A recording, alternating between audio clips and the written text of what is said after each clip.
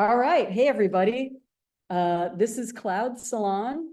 I want to thank Jesse Harding, who is a silent observer here, but who is organizing Cloud Salon during the 2023-2024 academic year. Yes, Jesse, an incredible lineup. And we're in spring. It feels like spring in New York City.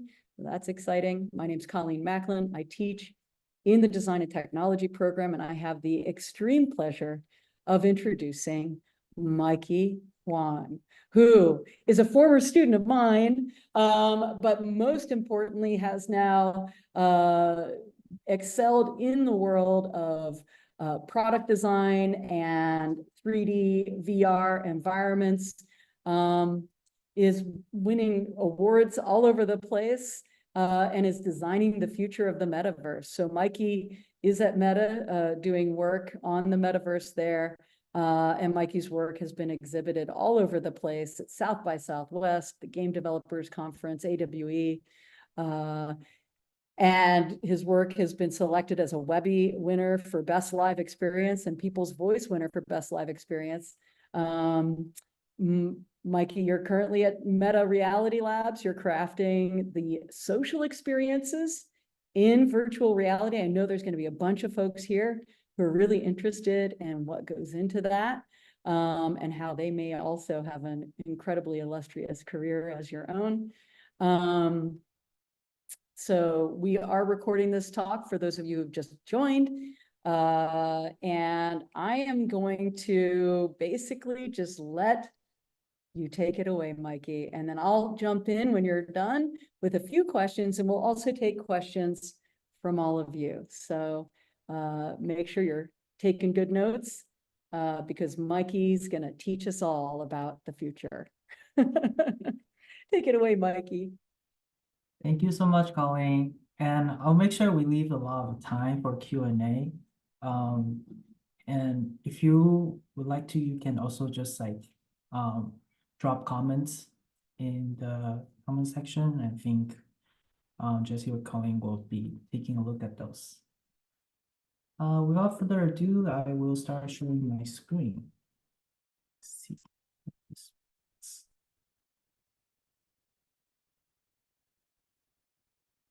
Hi. So hey everyone. Thanks Colleen for an introduction. And my name is Mikei. I have been working for a while now. You might have heard earlier, I was a student of Colleen from 2015 to 2017. At the time, I was very focusing on virtual reality. And since then, I went into the industry and just started working. Some of the more recent things I've worked on includes Meta Horizon Worlds, which is the product that Meta, or formerly known as Facebook, offers. A social VR experience where everyone can go hang out, play games, and just have fun with each other. I also work on specific features inside the product. So the things include like profile, how do you represent your identity while you're in virtual reality, through avatar, through some of the user-generated contents that you create, things like follow gesture, which is a 3D interaction system that allows you to instantly befriend the other person just by high-fiving and holding your hands together through this mini game interaction.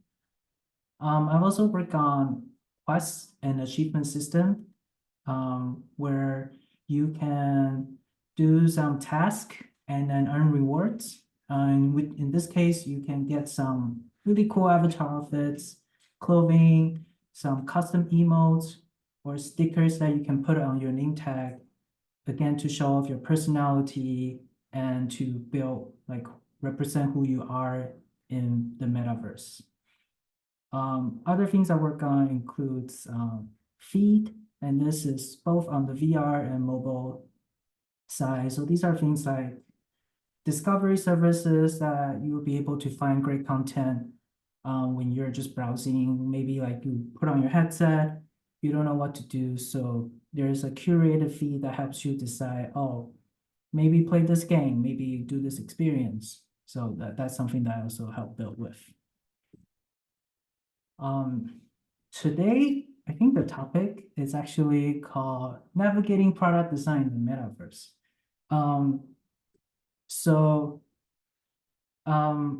As you may have known, there is a lot of ups and downs in VR and the metaverse in the last few years. And I just want to talk about from my perspective of how my journey after maybe like from graduating all the way to where I am now. And that isn't always like a straight line, as many of you may think. In fact, we can take a look at the history of VR from the perspective of headsets. So back in 2013 is when the Oculus DK1 first released. And around 2015 is when mobile VR got really big. So this is when DK2, Google Cardboard, and Samsung Gear VR all got released. It's also when I started the DT program.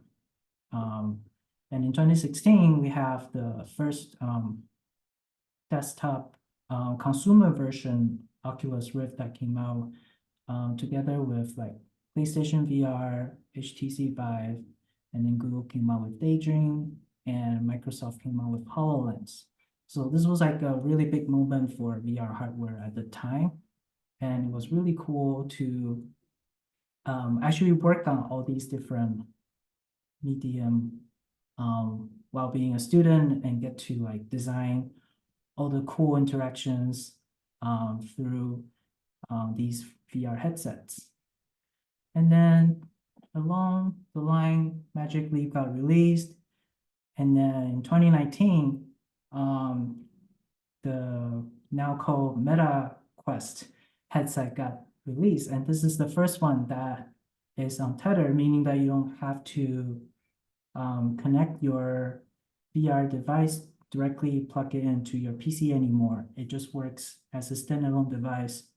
There are no wires, so you won't trip yourself. There are no camera tracking you. Everything is inside out tracking.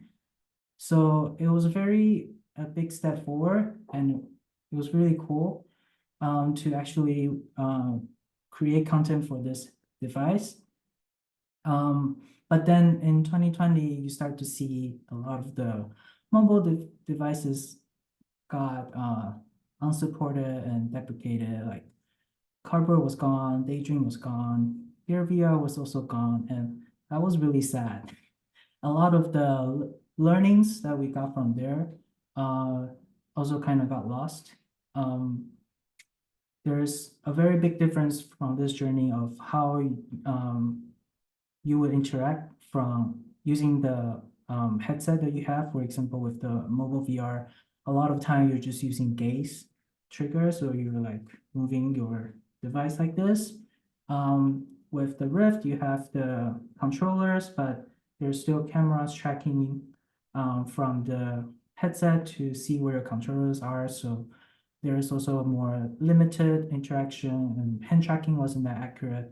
And then 2019 with the standalone VR, now you finally have inside out tracking, and that was better. So there is like an evolution of interaction happening here too. And in 2022, it was really sad that HoloLens was gone. HoloLens was like the first mixed reality headset where I had a chance to work on a product with it, where we enable crossplay. So you can be in the mixed reality headset and have other people who can't see what you're seeing, but can have access to seeing the content through a companion mobile app. And so that way there's interplay between a headset user and a mobile user. And that was really cool. But unfortunately, there were not enough business use cases for it. And so they decided to say goodbye. And last year we had the Quest 3 that was released. It's a really cool device. If I visit D12, I'll try to bring it again so you guys can check it out. but yeah, I really enjoy it. It's a step forward from Quest 2. And obviously this year, there was a lot of buzz with the Apple Vision Pro that has a really high resolution and everything is cool with it. But they don't have a lot of content. Most of it is watching, whereas where my focus is more on interaction, games. So we'll talk about it in later slides about all the cool things you can do with VR. This slide is just me before I joined the DT program. I have a background in fine arts for undergrad, and I did a lot of graphic design and illustration, mostly through print, sometimes digital. Did a lot of posters, motion graphics, some painting, photography, and I also had some collaboration with fashion designers on some of the textile designs that I did for Vancouver Fashion Week. Throughout my career, the medium that I use changes a lot, but one thing that stays consistent, as you will see, is the color palette, where I will bring that everywhere I go and to everything that I do. When I joined DD and had a privilege to work on so many different things, so many cool projects, and really just hone in on what I want to do.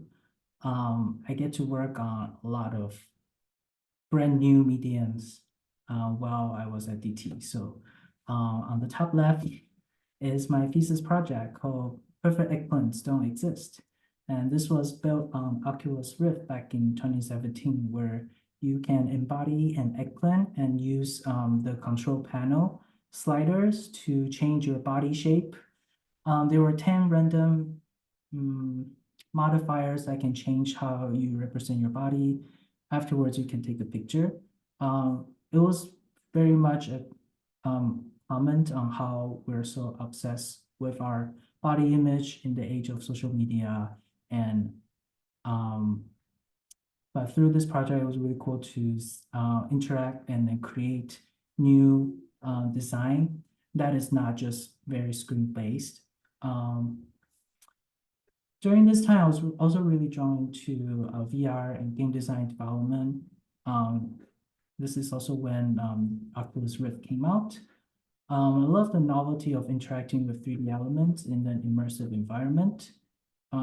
Again, you're not just like on your phone touching flat screens anymore, but everything can be 3D. It can be a cool button that you actually slide up and down, or a hat that you can wear on that will unlock or trigger something. On the right, you'll see this is a photo of me at GDC 2017 and also at South by Southwest. This is actually a talk Colleen was giving. I was just photobombing her. And that summer, I did an internship at EA just to learn a little more about like how a game studio functions. And I also had an opportunity to collaborate with Parsons fashion students. So did some AR VR work where you can use your phone, you can scan at the garment, and those garments are actually AR patterns. So once you scan them, 3D models will pop up, and then you can use gaze trigger to look at those 3D models, which will unlock and take you into the VR environment. It was so much fun to do all these projects on DT, and it's the most fun that I've enjoyed in my career.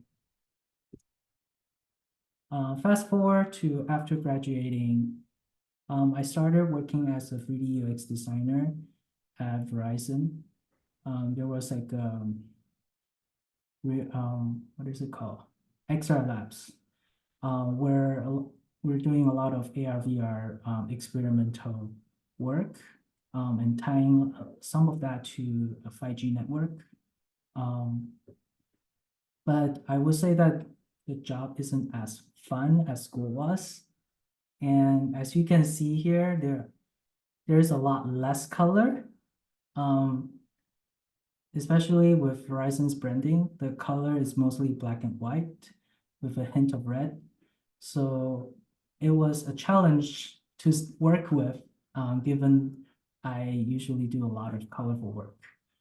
And also not every part of the design involves 3D interactions. Some of the menus and interactions you see is still heavily rely on 2D UI when you are designing for scale based on usability and familiarity. People are not going to jump into VR and immediately start dragging things around, knowing how to do everything. A lot of the work is done still in 2D because that's what people are most familiar with, using a phone or computer screen. One thing I did do a lot while I was there is a hybrid design of prototype. While trying to find a balance between 2D UX and 3D prototyping, I get to work on both the visual aspect of the design and coding the interaction experience in Unity. So I can talk a little bit about this project on the top left. It's called AR Cell Site, and it's a 5G radio installation app for technicians that are working everywhere to augment what the 5G radio and poles will look like in their surrounding, so they can then take a picture and send it to the city for approval before they install the 5G radio. I also designed and shipped the Blue Jean Spaces, which is a VR virtual office for people to work and collaborate in both 2D desktop and in 3D VR mode. There were also like a couple AR 360 video watching apps that I did for the Macy's Thanksgiving Day and Oscar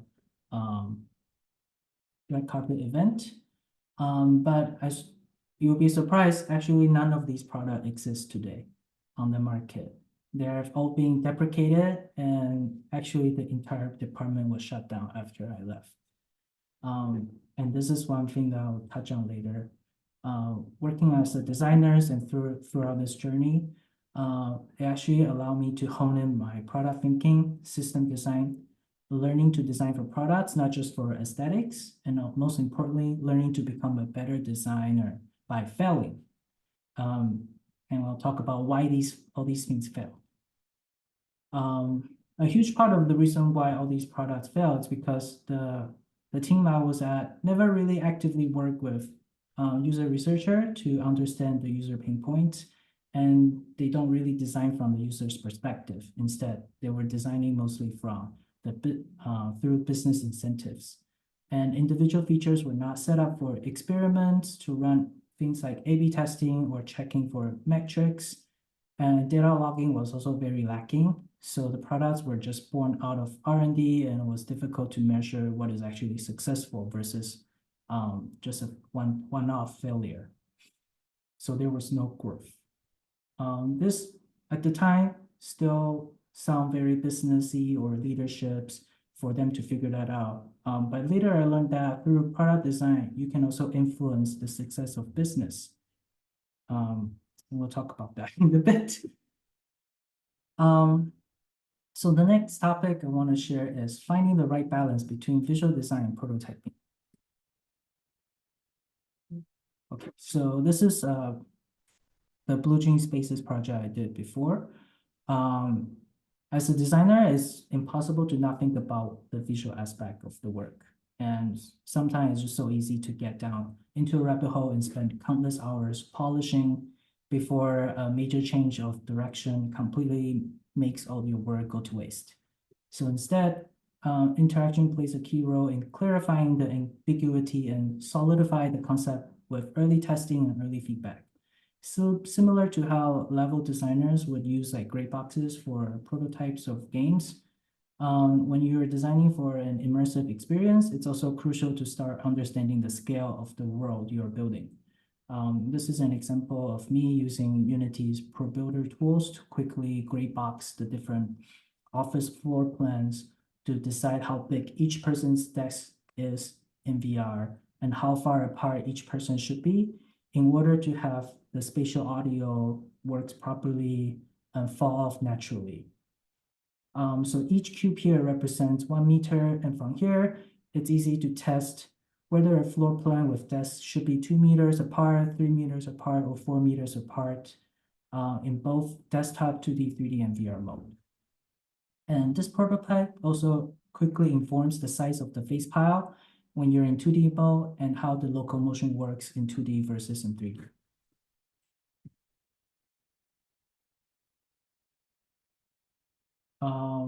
Next, this is something of a shameless plug. So Horizon World, the product I'm working on right now, we also have a prototyping tool. And in fact, you can directly prototype it inside of VR with some easy code block scripting.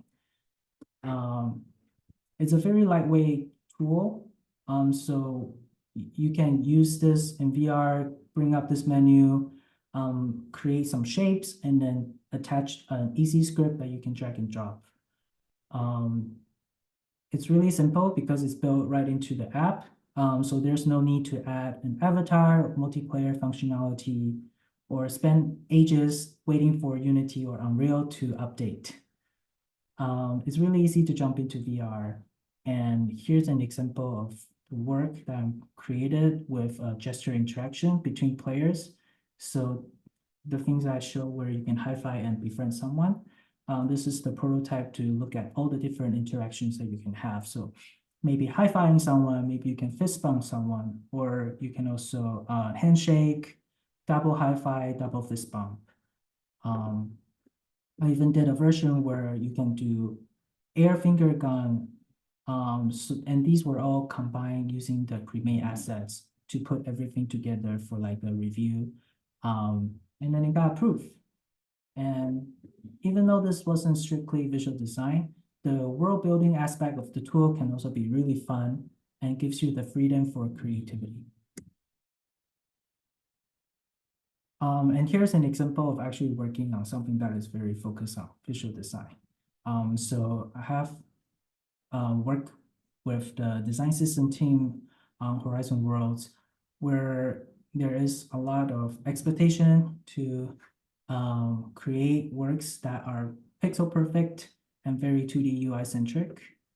The goal of this effort is to create a Horizon profile that looks very much like the VR profile. So user can easily understand their identity across different metaverses, no matter which app they are using.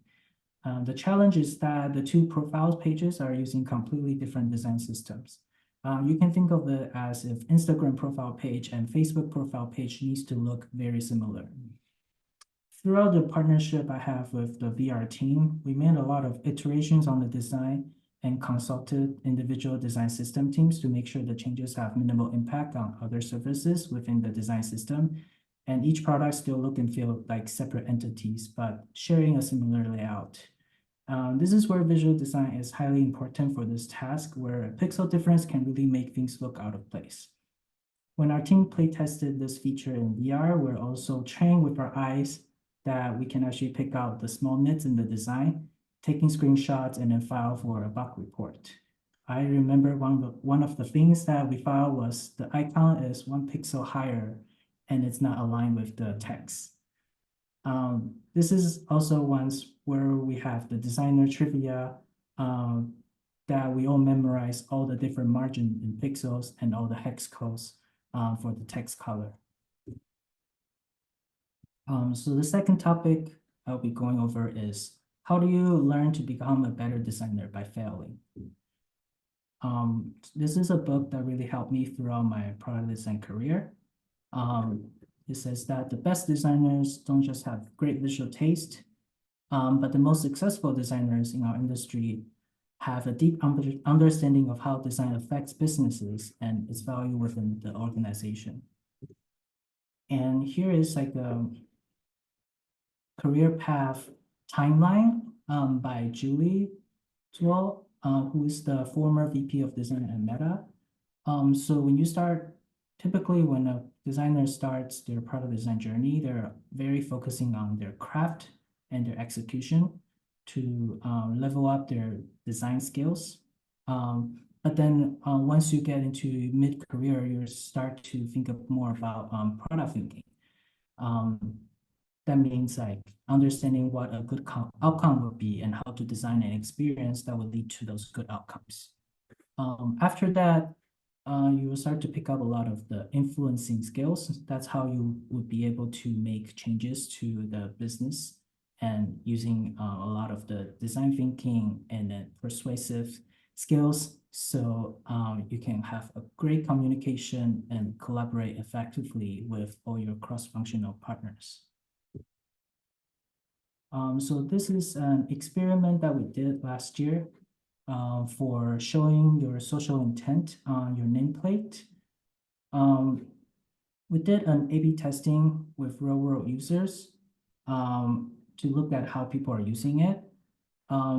And actually, every single feature that we are working on at Meta will go through this sort of A/B testing where we allocate 50% of people to use this new feature and then 50% of people that don't have this feature and see if the 50% of people who use this new feature are very successful based on the metrics that we're evaluating. We collect a lot of data in 2 weeks, and then we will have a review session to see how it goes. Usually if it's good and then it's driving a lot of the metrics that we're measuring, then we will ship it to 100%. Or sometimes it will need some more iterations. And sometimes in the case of this one, we did have to unship it because it was just not performing well with the new design here. So the team actually designed to fully unship this feature, and then we'll be tackling it from a different problem space because this design, however it was useful, was not really driving a lot of the goals that our team wants to create for that year. So ultimately, we have to look at a different angle to tackle the project. Another form of feedback that you can get to learn from if your design was great or not is to get feedback directly from the community. So this is a toast notification that we created when you high-five someone. From data standpoint, this was a very huge successful metric. It drives a lot of following because every time you high-five someone, we'll just surface this toast notice asking you to follow them. But I also work with our Discord community manager and survey the actual community directly to collect more qualitative feedback from the feature. And it turns out that everyone actually hates this thing because it's super annoying every time you high-five someone and the toast notification directly just interrupts your interaction with the other person. And a lot of times it can also be accidentally triggered. So it's just unexpected and it's very frustrating, especially if you're playing like a shooting game or something. Digging deeper into this issue, we also found out that the following gain from these features are not really qualitative connections. So basically you high-five someone, you follow them, but you never spend time with them because most likely it's just accidental, and then maybe you just want to click that button to dismiss the notification. So we're working on running more experiments to unship this feature and understand the impact of not having this feature and possibly replacing it with a different feature that will require more people to collaborate and work together. So there's more value in actually following them instead of just like a annoying notification. The last point I have is to keep your creative juice flowing outside of work. So as you have seen, I start a lot of my design process with a lot of creativity. And as you progress through, as I progress through my product design career, there's a lot less opportunity to explore that creativity. So I've been working on using different outlets to get that color out of my body, out of my system, because that's how I function as a human. So I actually started doing a lot of interior design, decorating my house, every corner of my room, adding a lot of plants. Here you can see that. I do a lot of vintage thrifting, so I have chairs from the 80s. I also install a mirror walls to make the space look larger. And each room I have a theme going on. So in the office, there's a stripe theme, whereas in the bedroom, it's more postmodern. I also love planning the layout of my home office and custom building like things like bookshelf, or going back to my roots when I started with painting, but in a different way where I'm just doing very lazy painting at this point. And I also have a account on Instagram where I would post all these things. Since I'm just really um, um, just starting to build a lot of in real life spaces after getting tired of building virtual worlds. So yeah, this has been my talk. I will use the rest of the time for Q&A. Mikey, that was incredible. It's so cool to see what you've been up to, and also to get a really, I think, strong sense of some of the considerations as a product designer that, you know, come into your everyday work, which I think for everyone here is like invaluable information to learn from. So that was awesome. Woo. Okay, so everyone who has a question, you can ask it in one of two ways. Either post it in the chat and I can read it out to Mikey, or if you'd like, you can turn on your camera, raise your hand, or raise your virtual hand and ask the question that way. We'll see you better if you do turn on your camera, because without that, you're not necessarily going to pop up here. So ask your question in the chat or in video. And I've got a couple questions to start with real quick. Mikey, I was really struck by, well, first of all, I'm a follower of your Instagram channel, and I love how your sensibility, your design sensibility, comes into your virtual world design as well as your physical space design. And I'm waiting for the invitation to come to your amazing apartment. Thank you. It's awesome. And I think that lesson about, you know, how you find creative outlets, how you keep learning and doing new things is really key for everyone. You know, it's, you don't stop learning when you leave school, right? You keep building and honing those skills.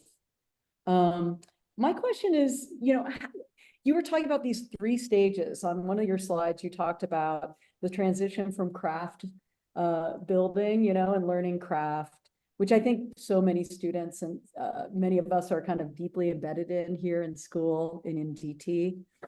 And then to product thinking, which is really trying to contextualize the work you're doing within a broader business goal or sort of social goal that you might have. And then finally influencing, communicating and collaborating and finding a way for your ideas to influence the business itself, right? Rather than the other way around. And I'm really curious about that progress and how you learned that stuff, because we don't teach all of that here in this program, but I'm really curious to hear a little bit about where and who and how you do learn those things as you progressed. Yes, I'm really happy to have this question. I think first thing I want to point out that Kyle at one point commented on my Instagram, and it was like a picture I posted of my living room, but he thought I built it in VR. So he was like, give me the link, I want to see it. I was like, oh no, this is real, this is not VR. Yeah, so to answer your question, I think this was something that I definitely learned after graduating from Parsons. And even when I was at my last job at Verizon, it wasn't like very spelled out in in any of the performance review that this is what you have to do in order to progress into a senior designer. But that process was a lot clearer once I got to Meta, where that is baked into your level and your expectations, that you're given more and more tasks that you're supposed to be able to drive your own direction and not have a lot of direct supervision, where you know where to solve the problem instead of a problem given to you so you can solve. That's really interesting. And so, I think for a lot of folks, the idea that you have to learn everything here and apply it once you get out, I think is, it's pretty challenging to do. And everywhere you work, you'll learn new things. And it does sound to me like you found a really great place where you are currently. And they've got some great sort of processes that help strengthen your design skills. Ariel asks in the chat, did you know coming into MFADT what direction you wanted to head in, or was your path to VR more exploratory? That's a good one. That's a great one.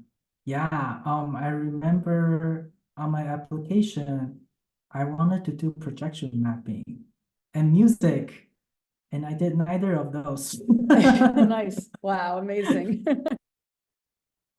Yeah, I think as soon as I started the program, I realized, oh, this is a new medium that the world is just starting to pay attention to. I really need to get on there because I really like building worlds. So I immediately changed my electives, changed my courses, so I can really focusing on game development and game design. And that was just like a passion I discovered when I started the program. Nice. Yeah, and I heard that you're currently working with some game designers on Horizon Worlds, which is very cool. Kind of taking different disciplinary lessons and skills there. Let's see, Giannis has a question in the chat. Quite often, success of a design project may be the result of creative serendipity or timing. In the spirit of learning from failure, which I have to say, I'm a fan, love learning from failure. Do you have any examples where a technique or an idea or a process that was successful in a previous project did not work in another project? Okay, that's a good one. And then we'll get to the second part maybe. But are there any examples you can think of where something that worked somewhere didn't work somewhere else? I'm sure there are many. Every single project are so different.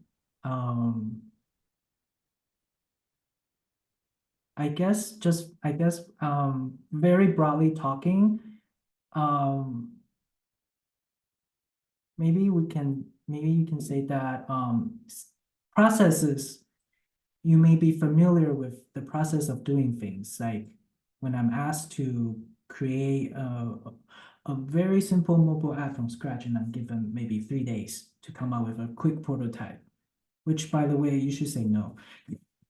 3 days is not enough.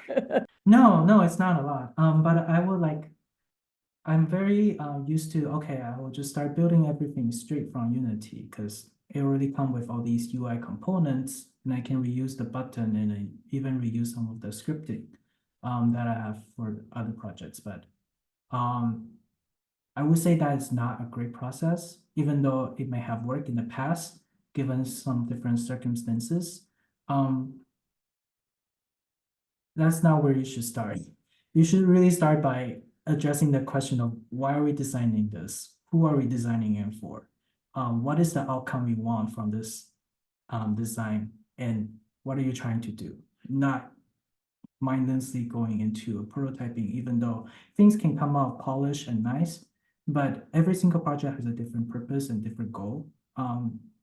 That's not something that you can directly port.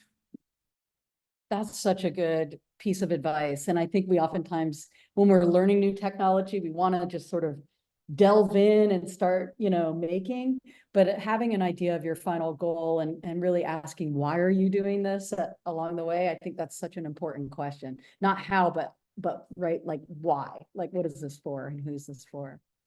So the second part of Giannis's question is, what advice do you have for the young designers to think out of the box, or the beaten path and trust their creativity and impulses and intuition. Ooh. I feel like, Mikey, you really did.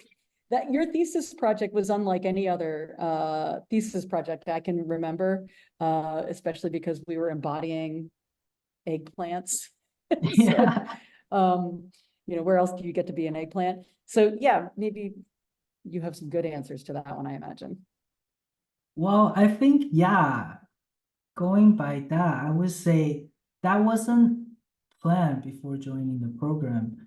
And a lot of those theories and influences and the research that I did was all like inspiration and also being part of Colleen's class where I get to explore a lot of what actually game fields and all the different queer theories. So I would say like really just like hone into what you're interested in at the moment and then explore that because maybe in 5 years you won't be interested in that anymore. So like right now is always the perfect time to do what you love. Nice. I love that. One thing that everybody's focused on this week in our classes is futures. And I have a question about the future, which I don't know if you have a special crystal ball there, but I wouldn't be surprised if you do. But I feel like the metaverse is certainly like an idea, right? About the future, like being able to be in these spaces and do things that you can't do in the real world. What other kinds of ideas or things are exciting you right now, in addition to some of the work that you're doing commercially? So as you think about the future, what do you want to get into? That's a hard question. I know. I don't know. I think judging by what I was given by Meta, the future is in metaverse. Nice. Okay, But cool. I would disagree and say, oh, there is also future in real life too, not just in the metaverse, because that is sad if the only thing that matters is digitally. That's for sure. Right. Yeah. Coming back into the beautiful worlds that we can make for our own selves, right? I think is really, really important. Finally, I was really struck by the high five kind of follow finding. It was really interesting to me that first of all, you probably had some A/B testing and you could do that with the high five, right? You could like figure out, does it work? And you might have had really good response, so it was shipped.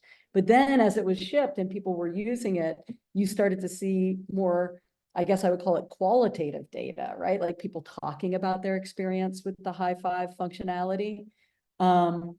And I'm really curious, at what point does the decision get made? Like who makes the decision to, from that qualitative data, take a different approach?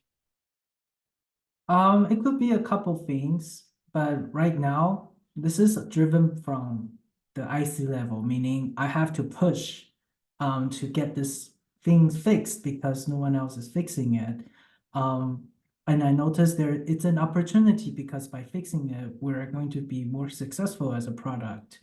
There are also cases where there are just way too many broken things that we have to enter what's called a quality lockdown.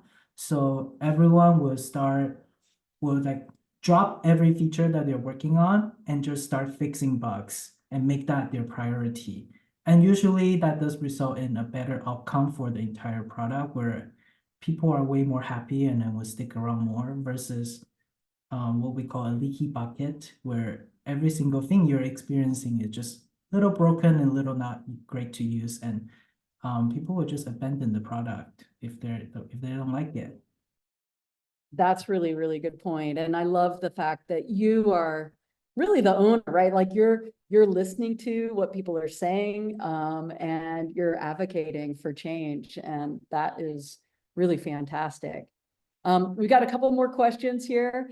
I'm going to skip to Iris real quick and then to Giannis because Giannis has already asked one. So I really admire Mikey's ability to articulate and execute design vision so well and finish projects so efficiently. We all know that, at least for those of us who have studied with and worked with Mikey, definitely. If I remember correctly, Mikey finished his thesis 2 months before me.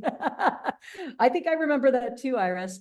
When I was still having a lot of doubts and changing my thesis idea every day. I was wondering if you have any advice on finding what you believe in early on in a project and carrying that vision all the way through. This is so important. We're right at that stage, Mikey. Everybody's working on their thesis and they got to get it done by May.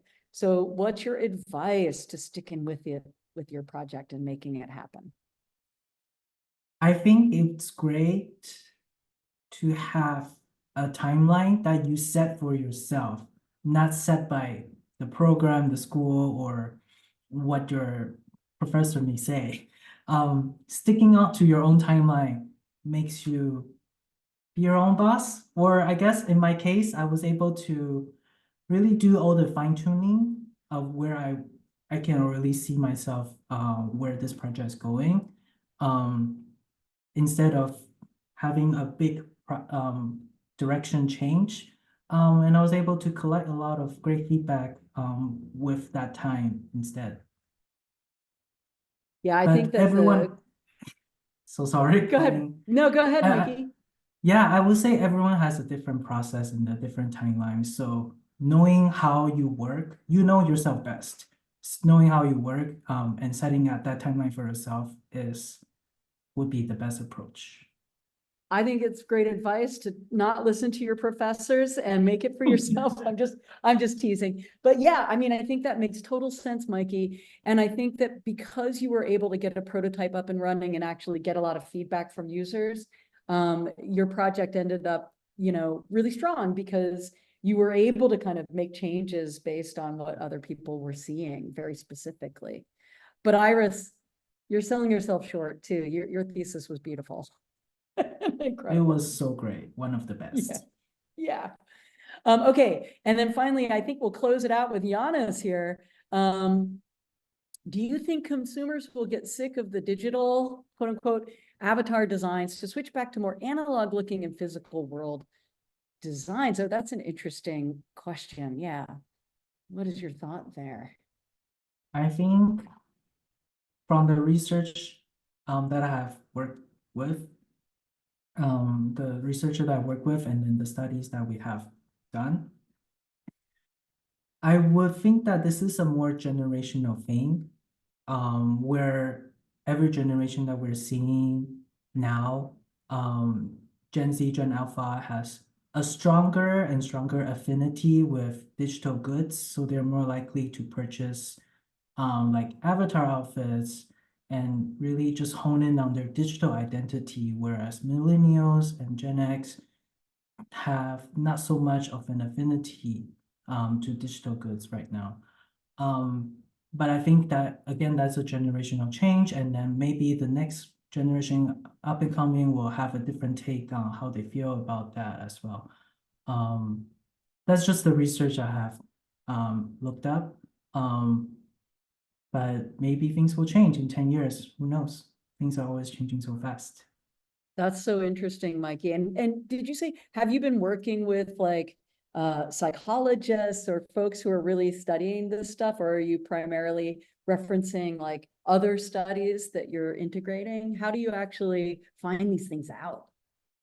So at Meta, we have the user researcher discipline where a lot of folks that are on the project do have psychology background, and we would do recruitment of participants that are willing to do these studies, whether it's just more generic questions or it's for product testing and then getting their feedback directly on certain features that you're trying to ship. In certain cases, we also hire external research groups, and then they would do like they would basically you pay a certain amount and they just give you like 100 slides and then you can just read them. Nice.